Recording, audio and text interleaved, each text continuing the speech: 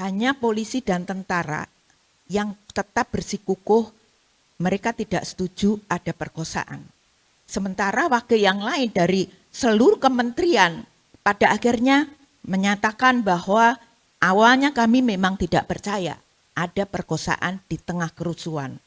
Tapi setelah menyaksikan sedemikian banyak kesaksian dari dokter, psikolog, psikiater, para pendamping, sekian banyak itu, kami hanya mengatakan, masa sedemikian banyak orang bohong? Lebih pantas untuk disebut pembantaian Mei 98. Karena korbannya enggak kira-kira 1.190 orang hanya dalam waktu 3 hari, 13 sampai 19 Mei. Memang targetnya adalah etnis Tionghoa sebagai target utama. Tetapi ada satu juga, siapa yang jadi kambing hitam? Itu adalah kelompok miskin yang dibakar di dalam pembantaian Mei 98 di mal-mal itu. Di dalam membongkar kasus ini. Dan rezim ini benar-benar marah karena sebenarnya rancangan sistematisnya itu dibongkar. Ketahuan gitu dan gagal. Rumah sakit itu didatangin oleh kelompok bersenjata yang memaksa pihak rumah sakit untuk bungkam, untuk tidak berbicara tentang para korban yang mereka tangani. Penolakan itu banyak sekali kita alami, kita dapat maki-maki dan segala macam, tapi kami menjelaskan kalau ini tidak dibongkar, maka besar kemungkinan ada peluang untuk mengulang kembali kejadian pembantaian ini. Pembantaian terhadap etnis Tionghoa itu kan sudah terjadi berulang kali sejak zaman kolonial. Bagaimana korban mau melapor? Karena negara ketika pembantaian terjadi, langkahnya bukan melindungi korban, tetapi justru membungkam korban. Koordinator tim relawan Pak Sandiawan itu sudah mengalami didatangi langsung seorang dengan pistol yang mengatakan membunuh Anda itu perkara mudah. Dan dia juga sudah ditabrak lari, untung masih selamat. Kita berhutang budi kepada siapa? Pertama kepada anak jalanan. Yang kedua kepada buruh. Yang ketiga kepada tukang becak. Yang keempat kepada komunitas-komunitas miskin. Mengapa?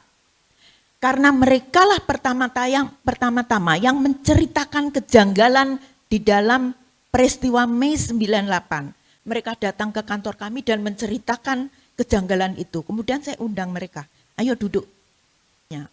Dan siapa pelaku-pelakunya di lapangan. Kita bisa menangkap BIN terlibat, polisi terlibat, tentara terlibat, menemukan di lapangan. Kita juga menangkap polisi yang mengaburkan fakta, mengaku sebagai korban, tentara yang datang mengaku sebagai relawan. Para pelaku itu menggunakan baju mahasiswa, menggunakan seragam SMA, tapi muka tua, membawa bom molotov dan segala macam. Kami di TGPF itu perang betul antara mereka yang berpihak pada rezim dan menutup kasus ini, membungkam para korban, dengan kami, para masyarakat sipil yang menghendaki kebenaran. Sudah mengundang dan membuat acara ini yang sangat penting. Saya kira apa yang disampaikan Fadlizon ini menjadi membuka, karena sebenarnya kan udah sekian lama ya kasus ini tuh diredam, yang terakhir itu oleh DPR yang menyatakan tidak ada kejahatan HAM di dalam kasus ini, dalam rusuh Mei 98. Setelah itu nyaris sebenarnya kasus ini dilupakan oleh publik. Sehingga apa yang disampaikan Fadlizon ini justru membuka ruang-ruang baru untuk membicarakan perkara ini gitu. Nah, saya ingin meletakkan kasus perkosaan dalam pembantaian Mei 98, bukan rusuh. Karena kalau rusuh itu seperti spontanitas. Ini dirancang betul secara sistematis. Maka lebih pantas untuk disebut pembantaian Mei 98. Karena korbannya nggak kira-kira. 1.190 orang hanya dalam waktu 3 hari. 13 sampai 19 Mei. Itu korban yang dibakar. Korban yang dibunuh dengan senjata tajam 27 orang.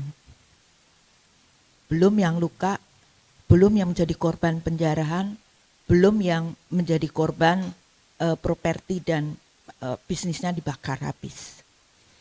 Nah, jadi orang hanya bicara rusuh pembantaian Mei 98 ini dalam kasus ini. Perkosaan Mei 98. Padahal secara keseluruhan ini ada dua, memang targetnya adalah etnis Tionghoa sebagai target utama. Tetapi ada satu juga, siapa yang jadi kambing hitam? Itu adalah kelompok miskin yang dibakar di dalam pembantaian Mei 98 di mal-mal itu.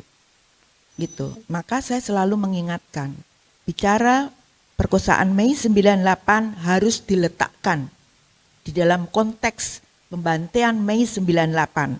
Karena apa? Perkosaan Mei 98 itu tidak polanya itu sama seperti pembantaian Mei 98. Nah, kami dari tim relawan untuk kemanusiaan itu mengeluarkan 3 dokumen sebagai laporan ke publik atas kerja kami di dalam membongkar kasus ini. Dan rezim ini benar-benar marah karena sebenarnya rancangan sistematisnya itu dibongkar. Ketahuan gitu dan gagal. Gagal mencapai tujuannya. Gitu. 3 dokumen itu yang pertama adalah menjelaskan pola kerusuhan pola pembantaian Mei 98. Pola itu menjelaskan apa yang terjadi sebelum peristiwa itu, selama peristiwa itu, dan setelah peristiwa itu. Baik peristiwa pembantaiannya maupun peristiwa perkosaan, itu polanya sama. Artinya, perkosaan massal dalam pembantaian Mei 98 itu bagian dari rancangan sistematis, bukan kejadian yang spontan itu karena polanya sama. Dokumen yang kedua itu kita investigasi setelah Sutioso menyatakan sehari setelah peristiwa pembantaian itu terjadi, Sutioso mengatakan bahwa mereka yang mati dibakar di mal-mal itu adalah pelaku kerusuhan. Maka kita investigasi korban-korban yang itu adalah kebanyakan kelompok miskin yang tinggal di kampung-kampung dekat mal itu. Dan sebagian besar adalah perempuan dan anak-anak yang mereka sedang bermain atau juga memang penjaraan itu diajarkan, dipaksakan, bahkan di daerah tertentu seperti Lipo Karawaci, itu mereka dipaksa masuk dengan todongan senjata. Itu hasil investigasi kami. Nah, kita membongkar pernyataan Sutioso itu dengan dokumen yang kedua, yaitu status mereka yang disebut para penjara. Dan dokumen yang ketiga itu diawali sebenarnya ketika tim relawan melaporkan hasil investigasinya dengan dokumen pertama. itu tidak kami sangka bahwa selama proses pelaporan itu ada korban kekerasan seksual yang hadir dan menyampaikan kesaksiannya. Dan kami terperangah ternyata ada kasus kekerasan seksual di dalam pembantaian Mei 98. Dan pada saat itu kemudian seperti yang tadi dikatakan Pak Sandiawan, kita juga menerima laporan-laporan dari para korban, dari keluarga korban. Dan kita, teman-teman perlu tahu bahwa membongkar kasus perkosaan Mei ini tidak mudah, itu prosesnya seperti mengupas bawang. Dari lapis demi lapis, dari sekedar laporan orang di sana ada kasus. Sampai pada kita bisa mengakses keluarga korban dan bertemu dengan korban. Itu lapisnya dan kerjanya itu tidak mudah. Kita juga lewat maki-makian dan oleh para keluarga korban, oleh kenalan korban, oleh pihak etnis Tionghoa sendiri gitu, yang tidak ingin kita membongkar kasus ini. Jadi pihak keluarga korban sendiri juga tidak ingin kasus ini dibongkar. Kita tahu karena budaya di dalam etnis Tionghoa bahwa perkosaan itu adalah aib yang tidak bisa diceritakan pada orang lain, dan orang lain juga tidak mau mendengarkan karena akan terkena aib yang sama. Gitu. Nah, kami melakukan sedikit demi sedikit membongkar. Kita datangin dokter-dokter. Pada saat itu tidak mudah juga karena pasca peristiwa pembantaian terjadi, itu besoknya rumah sakit itu didatangin oleh kelompok bersenjata yang memaksa pihak rumah sakit untuk bungkam, untuk tidak berbicara tentang para korban yang mereka tangani.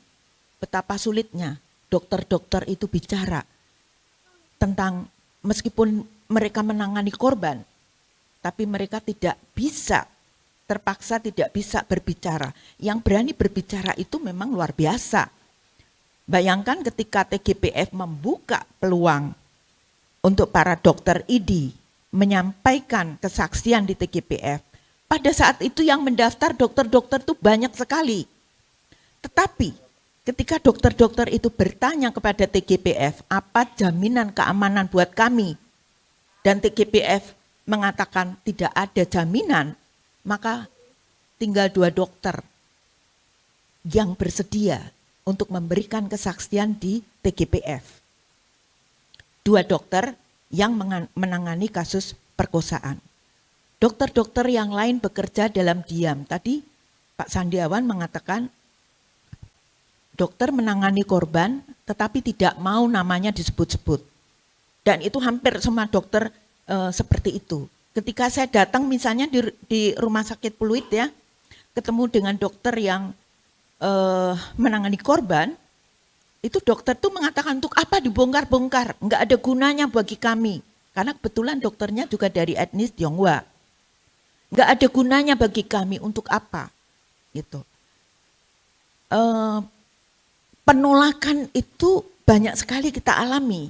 Kita dapat maki-maki dan segala macam, tapi kami menjelaskan kalau ini tidak dibongkar, maka besar kemungkinan ada peluang untuk mengulang kembali kejadian pembantaian ini. Pembantaian terhadap etnis Tionghoa itu kan sudah terjadi berulang kali sejak zaman kolonial, gitu. Terus diulang-ulang terus gitu.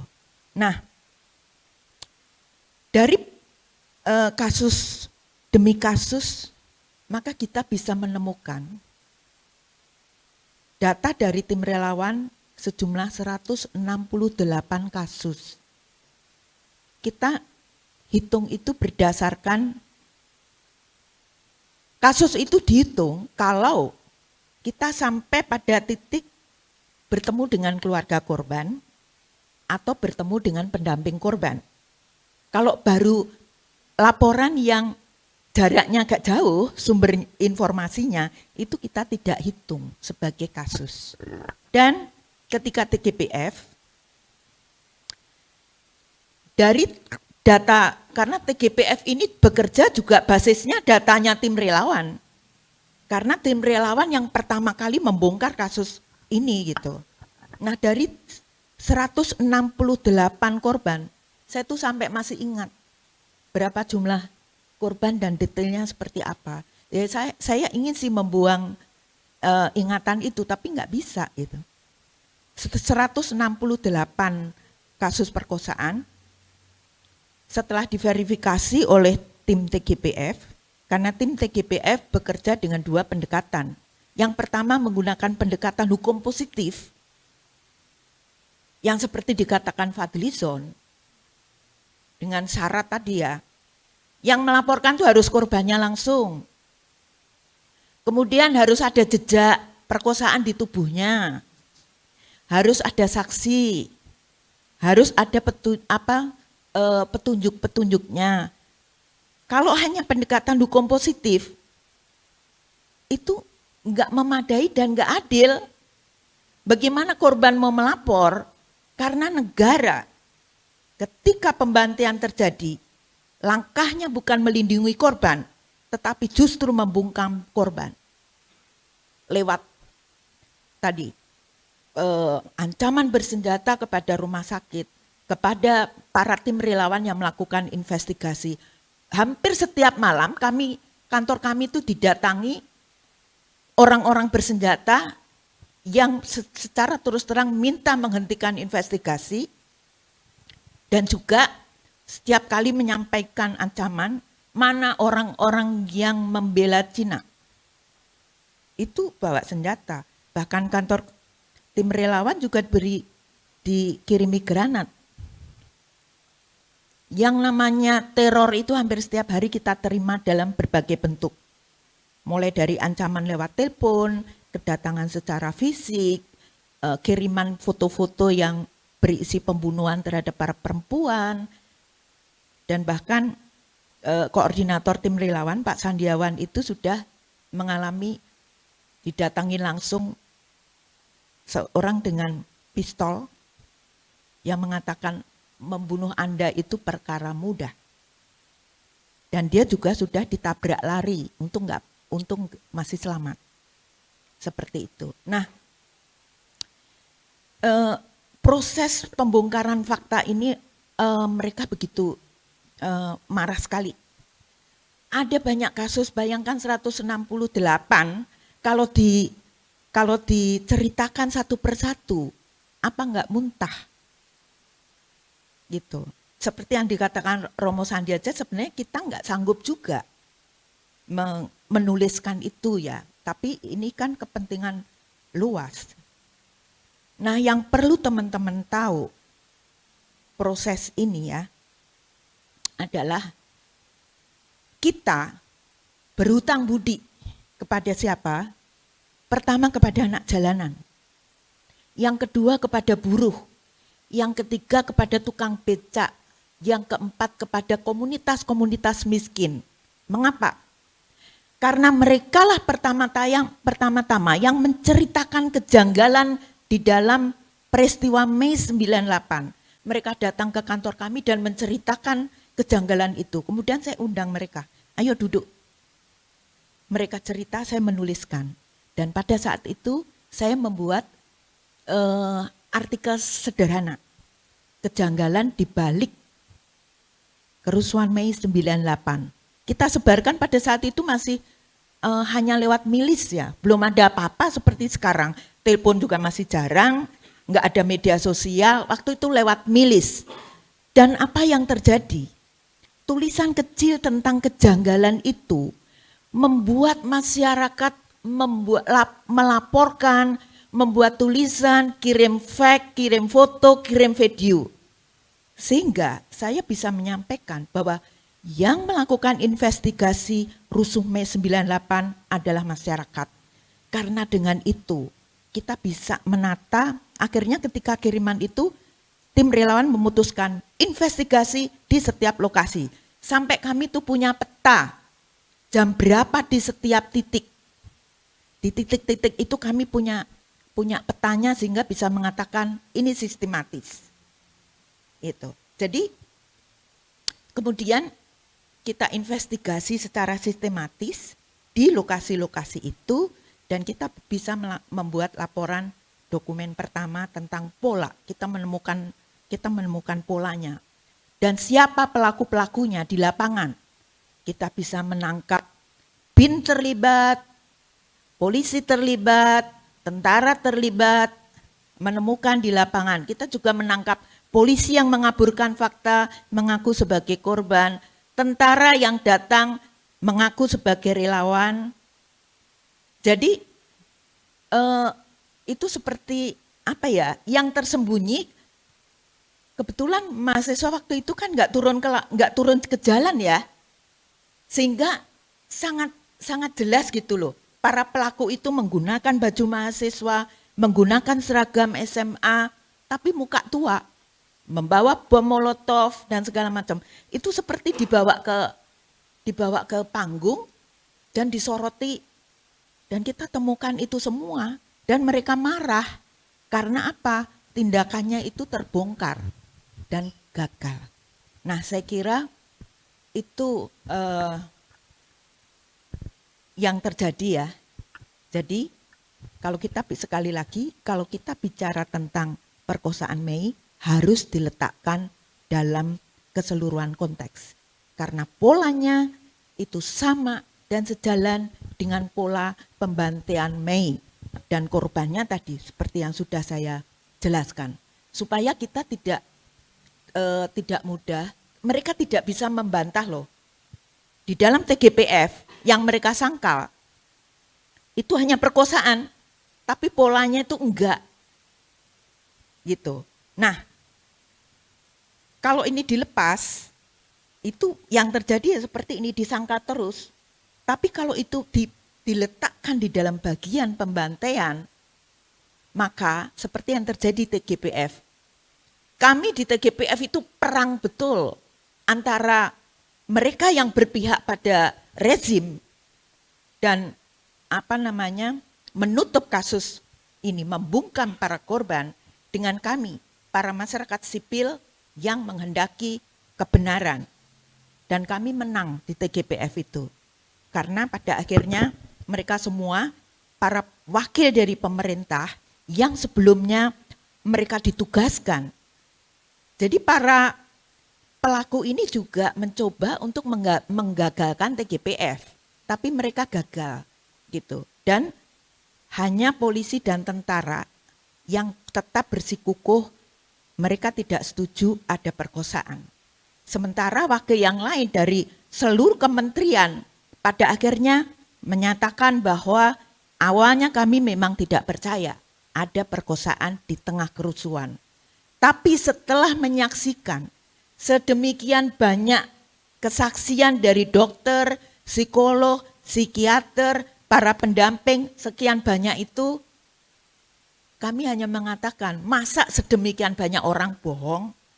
Seperti itu. Jadi, sekali lagi mereka gagal untuk menggagalkan TGPF. Terima kasih.